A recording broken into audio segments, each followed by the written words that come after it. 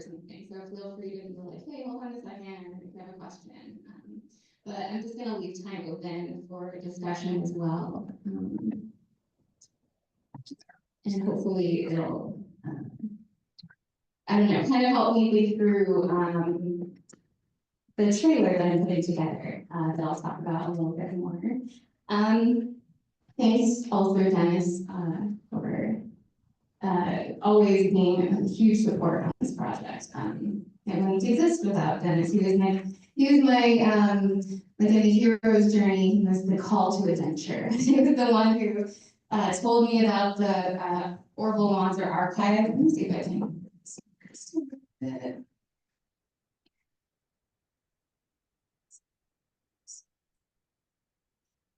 All right, so I found this film, The Devil's Mistress, in 2018. I was teaching at New Mexico State University. Right out of PhD, I was teaching a film course in English, just as Orville Wanzer had done in the early 60s. And I was around over Thanksgiving break, I think, and went into the Rio Grande Historical Collections for something unrelated to this. Started talking to Dennis, and he tells me about this archive. And it just was too irresistible for me. I'm a film head, and I really kind of gotten into studying like bad films and exploitation cinema, and transgressive art is often made from these kind of margin spaces where there's not a lot of money. And I think a lot of the best filmmaking comes from a low budget and the kind of effort it takes to make a movie creatively in the way that Orville Wanzer did in the early 60s. So I just included like a montage of screenshots here. The Devil's Mistress was filmed mostly in the mining cabin right at the base of the Oregon Mountains, kind of like right in the middle off of Baylor Canyon Road. Some of you might have done that hike and seen this kind of dilapidated cabin. And this was the inspiring location that The Devil's Mistress was made. When Orville Wanzer moved here in 1959 to teach English, he had already tried his hand in Hollywood. He had been a projector. He had like run projectors on Navy ships during the Korean War.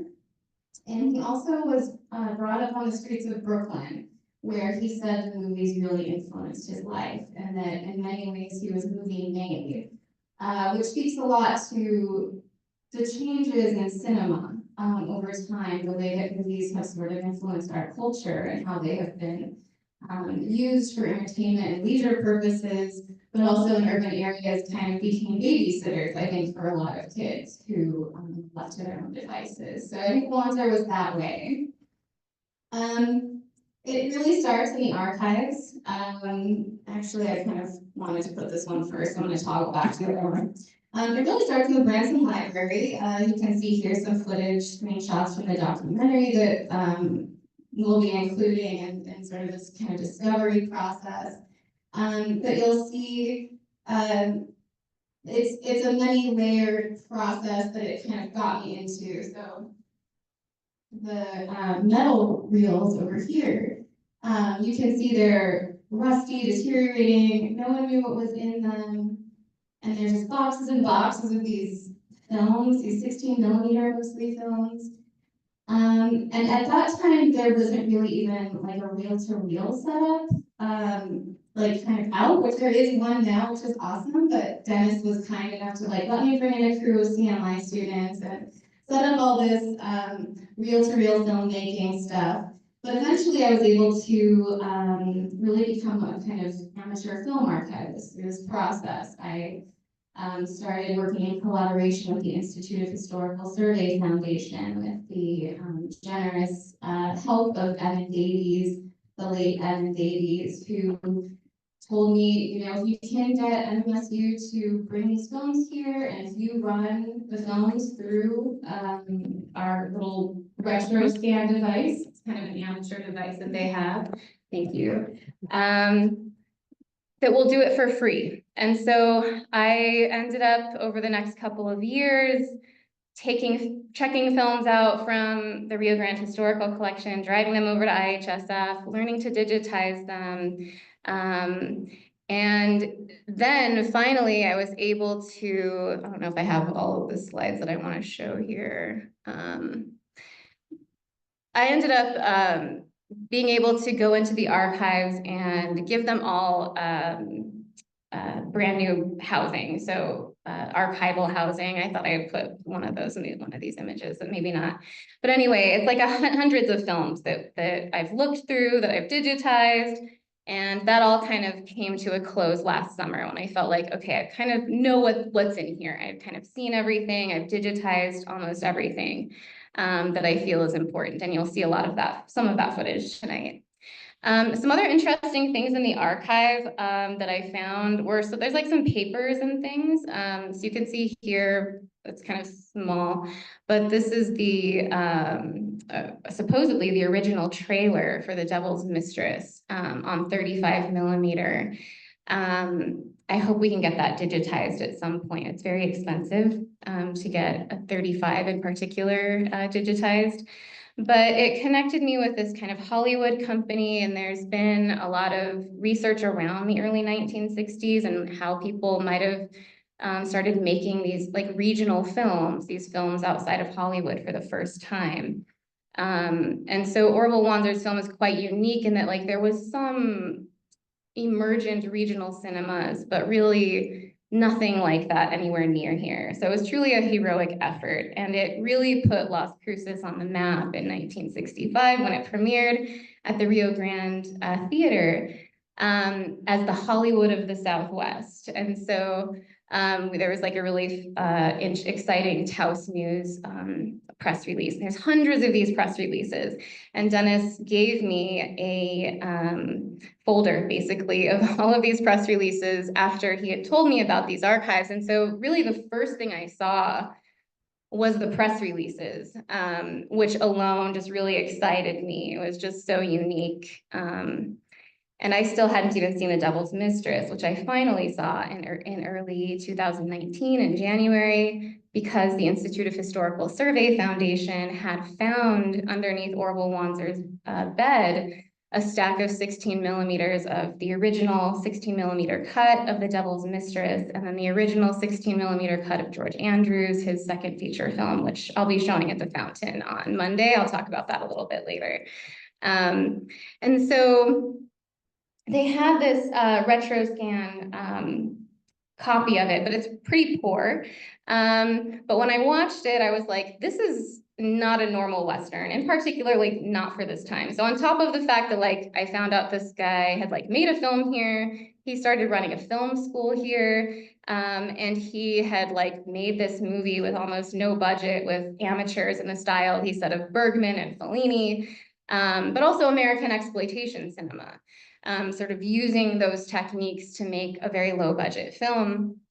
So that really excited me, but then it was like, oh, this is a Western where, trigger warning, there's a rape, and it's a rape revenge film, which is also very kind of very super niche genre, and one that didn't really emerge until the 1970s, especially where a woman takes her own revenge in this kind of like gloriously violent way. The most famous example is I Spit on Your Grave, which is like a 1970s really hardcore cult midnight movie.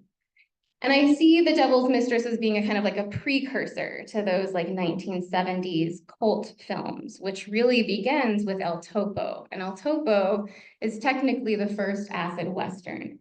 And El Topo premieres in 1970 with the help of John and Yoko. And it's a film by a Chilean director. And this film is very heavy with kind of surrealistic imagery, Eastern religious imagery, and it also really plays in sort of exploitation-like imagery, like lots of, you know, blood-stained streets. You can't really see it here, but that's like an image from El Topo. Kind of absurdism. There's like a way in which these acid Westerns, oh, I can't go back. I don't want to get there quite yet. These acid Westerns are presenting a countercultural version of American masculinity. So we can always chart masculinity through the Western, especially American masculinity, the sort of changes in mores or the anxieties that are being dealt with. And so in the 1960s, we see the emergence of what's called the revisionist Western, which is the Western that is no longer playing with the traditional tropes of the earlier Westerns, where it's just this kind of straight up story of like the cowboy who's gone out to tame the West, and he's bringing civilization, and he's willing to commit acts of violence in order to, you know, create law and order, and this is manifest destiny. And we have clear heroes and bad guys, and the bad guys are often brown-skinned in some way or another. Most in the early ones, the Native Americans play the role of the antagonist. In the 60s, we really see a switch to Mexicans playing the role of the antagonist as, again, cultural mores change around different racial tensions in the United States. So anyway, so I was thinking about The Devil's Mistress as an acid Western. See if I can go back here. And one of the really fascinating things is that another acid Western, Hang 'em High by Clint Eastwood, was filmed right here in Las Cruces in 1966, the year after Orville Wanzer made The Devil's Mistress. And supposedly, according to press releases, I keep doing that, Orville Wanzer had a group of students who were filming like behind the scenes footage of the making of this film. And you'll see some footage of it in my trailer. But I've never been able to get total confirmation of that. And I'm really curious, like, where did that footage go? Is that, does Clint Eastwood have it? Like, does the studio have it? But right away, I see this kind of interesting line that's being created beginning with Wanzer, where there's this manifestation of filmmaking outside of Hollywood happening in Las Cruces, and he plays this kind of interesting role. And as you'll see in the documentary, one of the things I think that he really sets up is this question around the creation of film as art versus the creation of film for industry or for commercial recognition, or, you know, the biggest audience. And so I think, you know, even something like Hang 'em High, who's seen that movie? Anyone? Okay, oh, awesome. We got a lot of Western fans in here. Great. And Hang 'em High is really a sort of strange existential sort of Western as well. One where the hero's journey turns inward. One where the hero's journey becomes nightmarish. It's more of a psychological journey where this landscape, this American landscape, is no longer that idea of manifest destiny. But here we are in the West, right? And it's messy. And then there's this way in which this figure of the outlaw emerges. Me and David Thomas were talking about that last summer. Really kind of thinking through Wanzer too as this kind of outsider art figure. I'm rambling a little bit, but we can also think about acid Westerns as being connected with like spaghetti Westerns. Here we have Once Upon a Time in the West. Often online sources will say that The Shooting is the first ever acid Western, and that came out in 1966, directed by Monty Hellman. He also did Two-Lane Blacktop. That's his more famous film from the 70s. But he made it in collaboration with I'm forgetting his name right now, but a very famous exploitation cinema director, Roger Corman. So Roger Corman and him team up to make this kind of serious Western, this like existential Western, this Western that is more about anxiety than it is about getting somewhere, conquering something, getting to some satisfying resolution. So we can kind of also think of acid Westerns as this kind of like anti-Western. And some of the things you'll notice in acid Westerns or revisionist Westerns or anti-Westerns are images of like people being dominated by the landscape. You'll see a lot of images of people behaving in ways suddenly that don't really have a context to them, or they're driven by things that are unseen or that we might not know. Oftentimes, I like to think of acid Westerns as metaphysical Westerns. They're reaching towards these invisible spaces that are often not seen as the fodder for a Western, but it looks like a Western, but like nothing that happens in them is quite like a traditional Western. A really great quote, you can't see it here, but I'll read it, is from a book on Dead Man, a film by Jim Jarmusch that came out in the 1990s by Jonathan Rosenbaum. And he really likes this movie as an acid Western, but he says about this sort of countercultural idealism potentially that acid Westerns hold is that they subvert many conventions of the Western. They conjure up a crazed version of auto-destructive white America at its most solipsistic, hankering after its own lost origins. So there is this sense of kind of loss and lack and kind of like a turning inward and a self-destructive quality, the anti-hero. Okay. This is just a little bit getting into some like nerdy, a little nerdier, but like as I call it the first acid Western as a provocation. Like I don't see it as the first acid Western, but like in a scholarly way, like this is a genre that is tied to the 1960s. Even though there's weird Westerns that predate the acid Western, and even though there's horror Westerns or hybrid Westerns, for example, I put an image here of Blood on the Moon, a 1948 Western by Robert Wise, who supposedly Wanzer talked to and was in contact with. That's a new thing that I found out recently and might have been somewhat of a mentor to him. So that's kind of taking me on a whole nother thing because Robert Wise is a really fascinating American filmmaker. So this is an example of like, maybe this way in which like Westerns have always been kind of mutating itself, to fit the culture, to fit what's going to sell, but also these kind of low budget films start digging into darker themes. The Seven Faces of Dr. Lao is a really fascinating acid Western from 1963. So again, like a really earlier, again, kind of outside of Hollywood, but still made from within the Hollywood system. But it's, again, this is like very much challenging these kind of white American masculinity tropes in it. I can go deeper into it if we have time.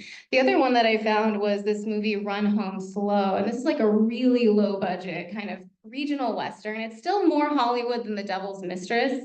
But Frank Zappa does like he's in it and it's like does the soundtrack. So very acid Western again. So you can see these kind of ways in which Westerns are changing to fit the times. Okay, I'll just talk about George Andrews now, and then I'll play the trailer, and then we can chat.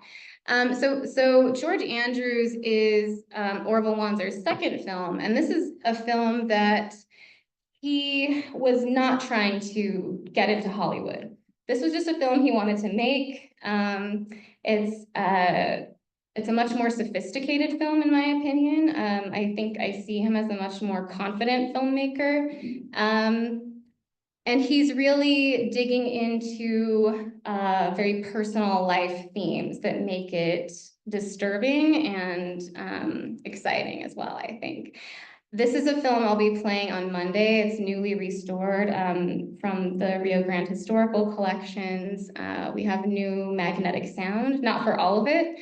I'll talk a little bit about the restoration process on Monday. And I'll show the final cut of this trailer, which will be somewhat different. I'm gonna spend all day tomorrow with my editor making one final version. But I thought I'd share the rough cut with you tonight. I'm really excited about it. It's been like, I don't know, it's been difficult to manage and wrangle and rein in this story because it's so big and it's almost like I have too much, it's like a good problem, but then it's also comprehending it, this is a person's life that I'm putting together. So there's this sense of like, responsibility as well. You want it to be very specific, but you also want to see how this is like a story that abstracts outward into a human story and a story about the West and a story about America, and really interesting cultural realities that are still with us today. So if you'd like to come, you can pay at the door cash. It's like $18 at the door. You can save money online. I'm trying to sell it online mostly because I just have like a former grad student who's going to help me take tickets, and I'm just trying to make it easy on him. And I anticipate it might sell out, and it's a small theater. So please get tickets. I would love to see you all there. And this is like the website you can go to as well, just for links to social media and things like that. All right, I'm gonna play the video, and then hopefully we can have a chat, or I can field any questions that came up. And hopefully the sound will be okay, I don't know. Let's see.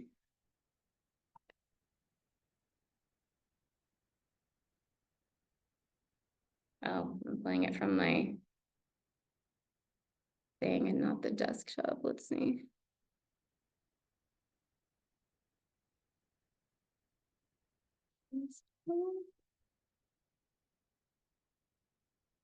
Maybe I'll just play off this thing. Give it a second.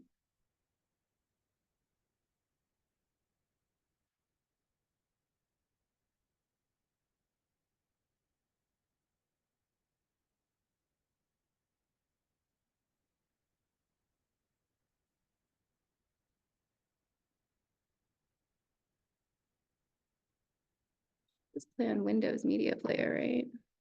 Yeah.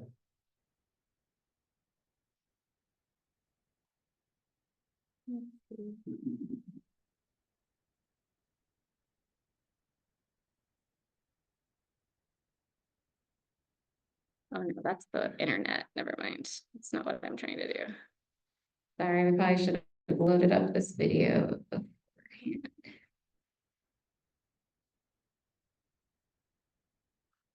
Yeah. Oh man, I used to have Zoom in my classroom and this was always a thing. Okay, hold on. Okay, I feel like I'm making this worse as time progresses. Yeah, thank you, Dennis. I don't even know how to close out of this.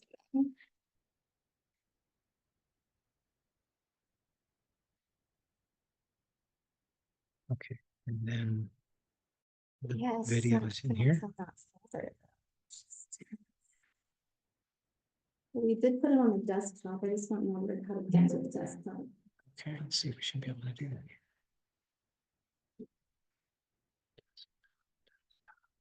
Oh, it's higher. There it is. Mhm.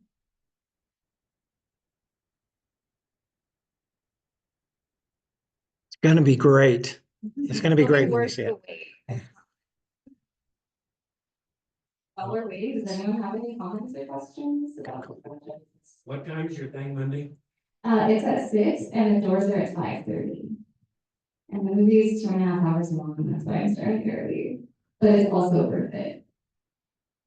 Yes, All the facilities that Evan had, where are they going? I mean, NMSU is not picking up any of that, is it? they actually have, I'm actually on a board, right now, kind of helping them figure that out. I'm not doing a fraction of the work that they're doing over there. They're sending a lot of the collections across the country in different archives, different universities. But the movie, Orville Wanzer stuff. being able to do movie, you know. Oh, right, digitize digitization. stuff. We're just gonna keep doing it until we close. So Richard Lane is still gonna be there, digitizing. Be there. So, It closes, it goes, it's gone. yeah, I know, it's kind of sad. Yeah, it was such a special place, you know, and that's some folks in here, who. But, they actually had, transferred recently Orville Wanzer's collection to RGHC, which was, you know,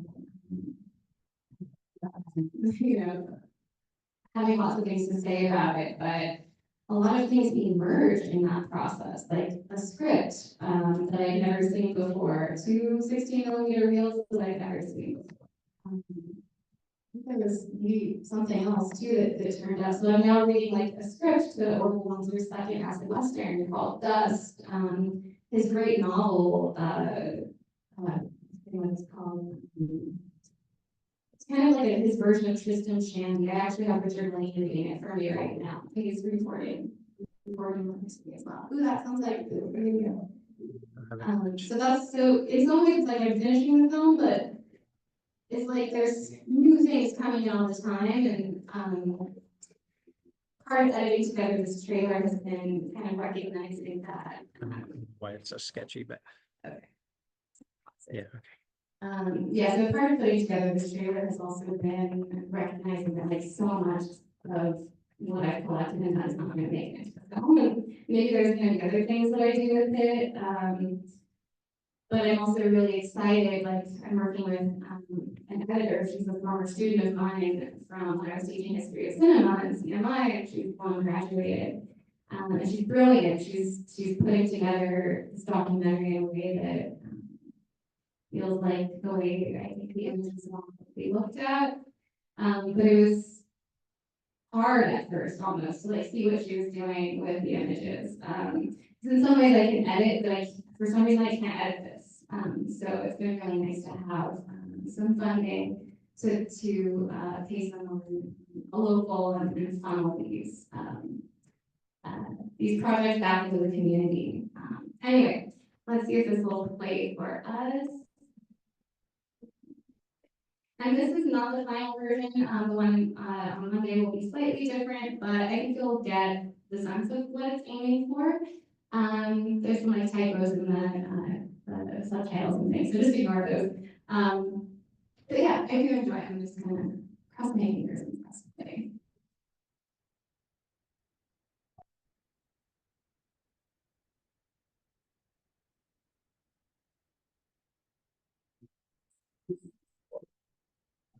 Lagging a little. It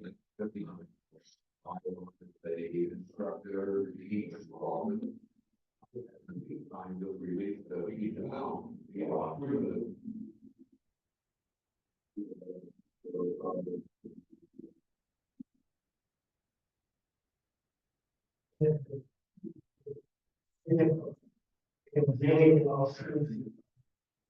Welcome.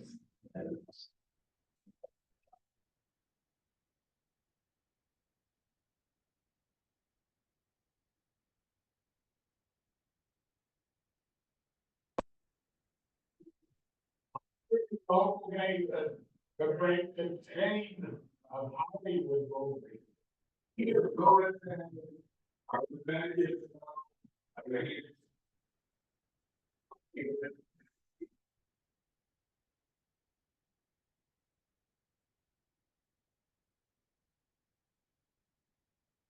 That's high being shot here. but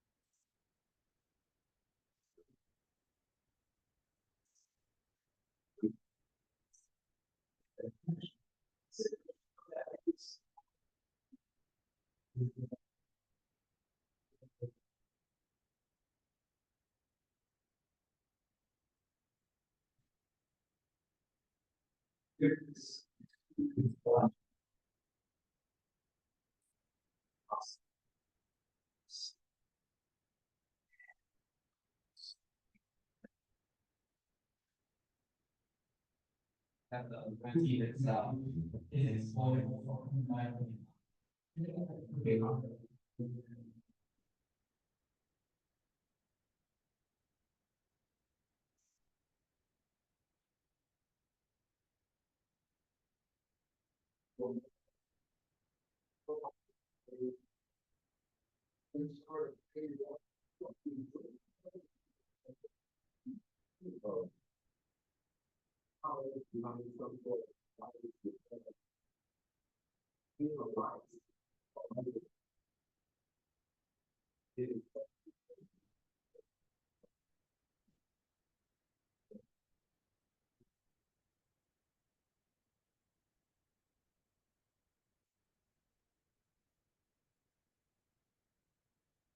Community is doing to be a revolution.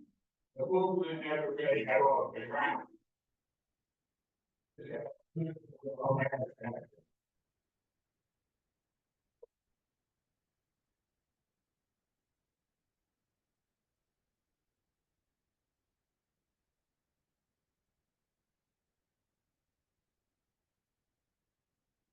Okay, that was a little painfully lagging, but hopefully you got the idea. At least the audio is going.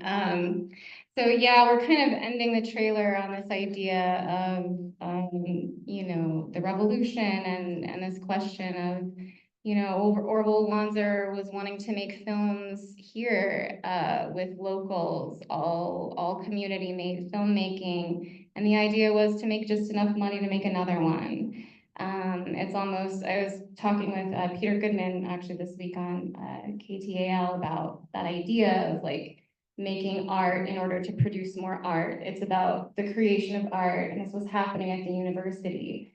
And, you know, it's funny, it's been very cool for me to work on this project because I feel like I've been speaking with a lot of people who are that generation that I'm barely touching. You know, I met Wanzer 2 weeks before he died. A lot of the people at the Institute are people who are retired, and it's given me a lot of perspective in thinking about, you know, the meaning of a life. I'm getting emotional thinking about it.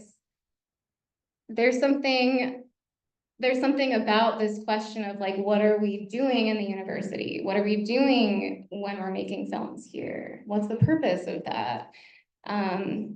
And so this thing of him, you know, the devil's mistress, that was so long ago, I haven't thought about that in forever. Like, you know, for him, like, that's not who he is at all anymore when I'm talking to him. I'm like, this movie you made, you know, it's so interesting. He's like, that's, like, I haven't thought about that in 50 years, you know? And so I was shocked. And then, you know, you think about that, like how people change too over time.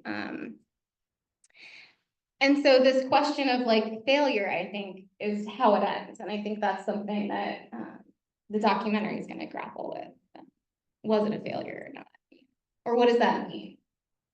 And for who? Among other things. But yeah, that's my presentation. Thank you all so much for giving me the time and listening. So I'm so grateful. Yeah, Jerry, thank you. I was wondering if you could just talk for a minute about his students, because he taught at NMSU for such a long time, and it seemed like he had some students that were really sort of a contributing part of the community.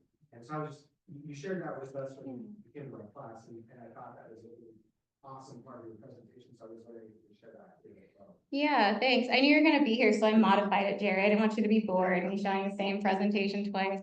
No, I'm just kidding. But yeah, so he taught from 1959 to like the late 80s. And he started in English, but then he moved to journalism in 1966 when it opened. And so he was really making the first KRWG TV films. I mean, he really started the KRWG TV program. And so I've talked to students from that era who were like, you know, these were the most incredible experiences. We were going up to Albuquerque and we went to Stoneman Farms, then we went up to, you know, Cloudcroft and we were filming stuff there and we were getting this footage, this aerial footage and putting it in, you know, our commercials for NMSU and then later he kind of started running a film school outside of KRWG TV that was experimental film, narrative film, and documentary film. And he was basically giving undergraduates a 16mm reel, about 10 minutes, and he says, make a movie. I'm here to help you.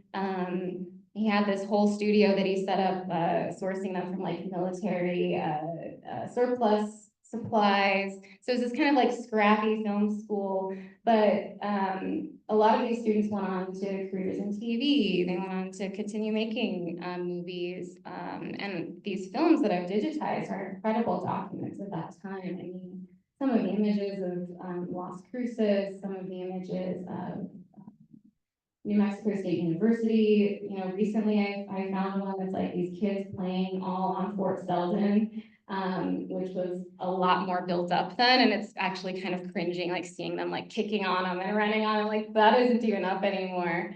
So like just as like historical documents too, like the student films in RGHC are incredibly valuable.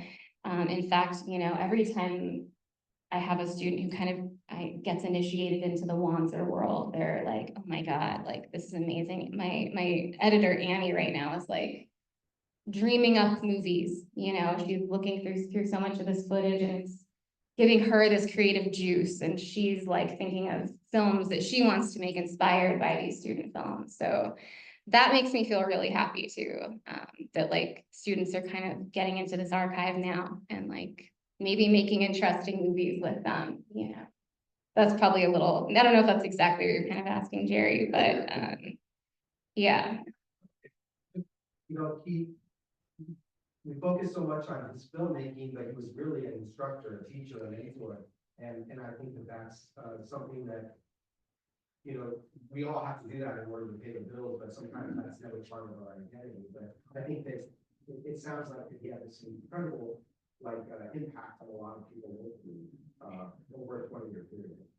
Yeah, that's something I was kind of trying to get into the trailer a little bit, and I might try and get like a little sound bite in, because when I interviewed him, he said as much, you know, like in some ways, like, oh yeah, the Hollywood guys screwed me over, like the revolution never happened.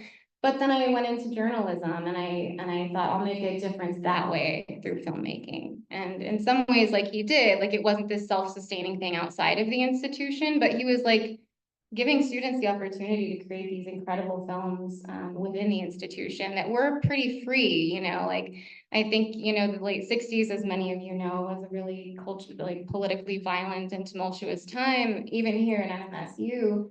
And from what I hear, like these students are like, yeah, like this was like a professor who we could talk about what's actually going on. We can make movies that are showing, like, look at all this trash, look at all this commercialism, look at all this, like, these things that are happening around us in our community that we don't have control over. And that kind of countercultural sentiment really comes through in a lot of the student films. And some of them are just really funny and strange. Some of them are kind of dark and artsy, like they just run the gamut.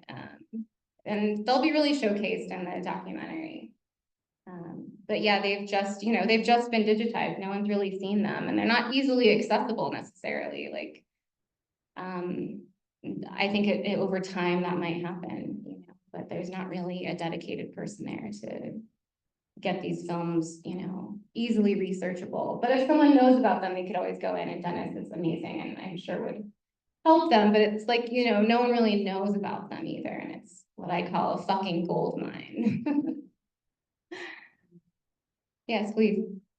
Speaking of tumultuous times, in the last 15 years or so, there's been an emergence of themes in anti-Westerns, or a kind of neo-acid Western, if you like, sometimes in very uncharacteristic or unconventional modes. I think in particular of Breaking Bad I guess that's a meth western more than an acid western.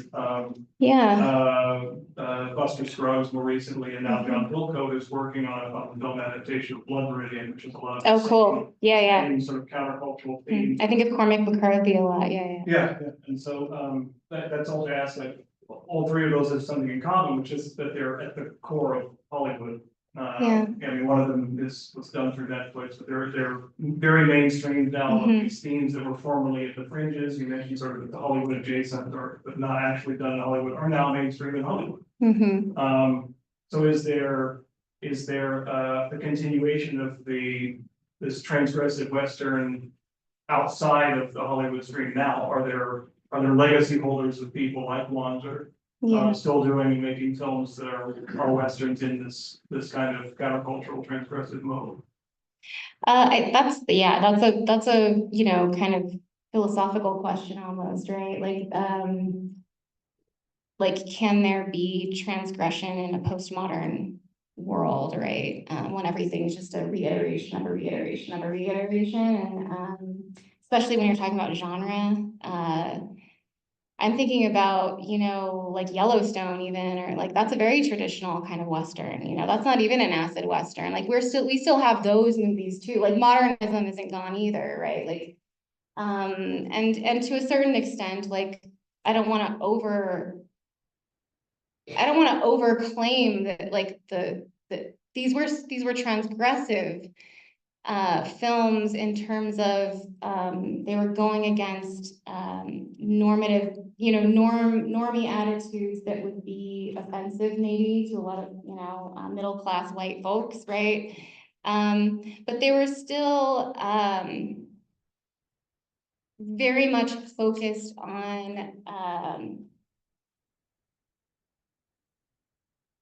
how do we make this new version of the fallen male palatable or commercializable. I mean, even The Devil's Mistress is commercializing it to a certain degree. Like in some ways you see that or like happening here, even though it's like this independent film outside of Hollywood. Anytime you have to bend to Hollywood, it's there. It's no longer that transgressive thing necessarily. That you weren't really asking a question about, is transgression possible? So I'm sorry, I'm getting into that. But like, yeah, I don't know. Like I think that filmmaking is different all the time. Like I think that the more democratic possibilities of filmmaking are like maybe even more possibly transgressive than they could have been then. I don't know, but like, yeah, it's interesting, like if something's popular, can it be transgressive? It's something I often grapple with as a professor. I see Patty smiling. She's like, you know that conversation. But yeah, and I think of Jane Campion's Western, I'm forgetting the name of it, right? Power of the Dog, right? Like, yeah, there's all kinds of like kind of anti-Westerns, kind of independent or art Westerns too. And there's a lot of, I think even this idea of like, well, is it a Western? Yeah, if it's like, if it's got the dressings of a Western, maybe it is. Like, so yeah, like some of them even like get to these fringes like Breaking Bad, like you're saying, like, yeah, it's kind of, it's the Western is like the quintessential American hero story, right? Yeah, go ahead, Jerry. We had a really fascinating conversation in my class about sci-fi being the new Western. Because it Yeah. kind of doubles down on a lot of the things that you kind of talked Yeah, about. Right. Hey. We were thinking like Firefly, the TV series, and like, Yeah, okay. but if you look at the new Star Wars, they have Right. these sort of same themes and Totally. it's almost like it's bringing in a new audience. They're carrying on the same kind of the tropes, I guess, that are in the movies. So I'm curious what you think about that. We ever had a conversation about that? And then the conversation got really weird because somebody brought up the fact that those hair metal bands from the 80s, they always had those Western themes. And so their videos were like these mini Westerns. And I don't know if I bought into that, but it was an interesting sort of, idea. Yeah, to me, this gets into like this thing of genre, like, because I'm even thinking of, like the biker movies of that era, and like all of them are about being a cowboy kind of, like there is something about all of them that like there's this spirit of rebellion, there's this spirit of againstness, there's this kind of libertarianism, I don't know, that's not the right word, but there's this kind of like, we're free, we can, it's the motorcycle now, it's not the horse, it's the motorcycle, I mean, Easy Rider is kind of a Western, right? Like, so yeah, I mean, they're all kind of Westerns to me in some ways, like not to flatten it, but like if it's about the hero journey, right? It's about the narrative in some ways too. It's not just about the dressings and the plot, like it's about what happens with the character, and how conventional is it? How satisfying is it according to these kind of like genre conventions that make everyone feel satisfied at the end, right? And they got what they came for. So yeah, I don't know if I'm answering that right. I'm kind of a dark horse at the end of the day. Like I'm not a cynic, but yeah, I don't know that there's much, that much of a difference. I'm thinking of like, Indiana Jones, these are all kind of Westerns. Yeah, is the sci-fi the new Western? I don't know. The Western's not dead, it's not like the way it was in the sixties, obviously, but, yeah, go ahead. Did he ever make any money or were these considered cult movies? Did he ever, reap rewards from it?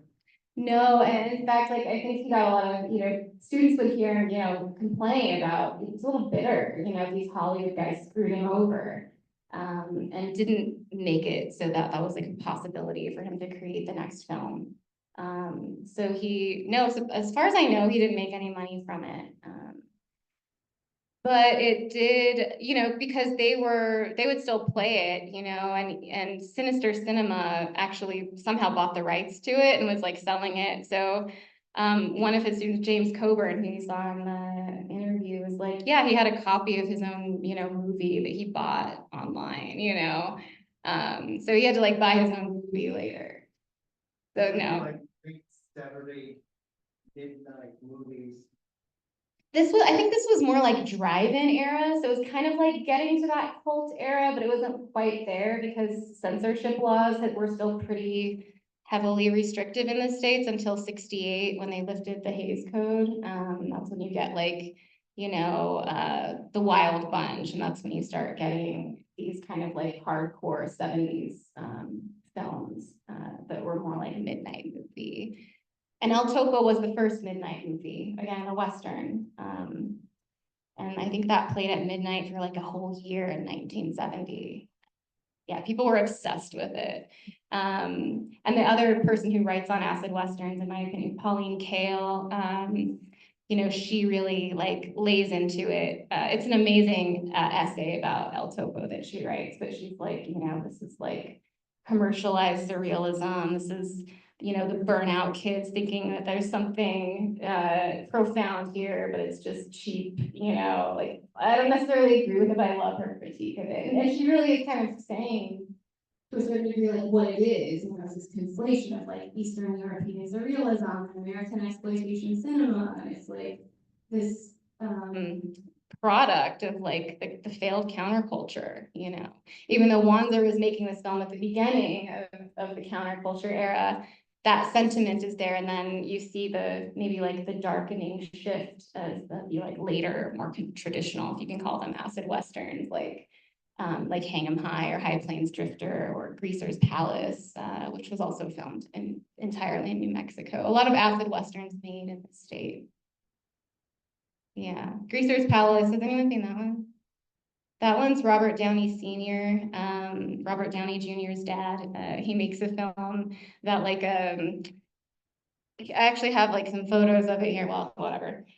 He plays, Robert Downey Sr. plays the main character, and he's kind of like a Jesus figure, but he's like wearing like a zoot suit, and he does like, show performances, and the old West town that he's coming into that have the antagonists, they all have like flagellation problems. Like it's a very strange, absurd film. I'd highly recommend it if you're into, niche, weird Westerns that, as Josh Wheeler was saying in the thing, that they're not trying to be liked necessarily. That's part of their quality. thought I saw someone else. Well, thank you all so much for coming out tonight. Yeah, I really appreciate it. Thank you guys who I know you showed up and I didn't expect you to be here. So yeah, thank you.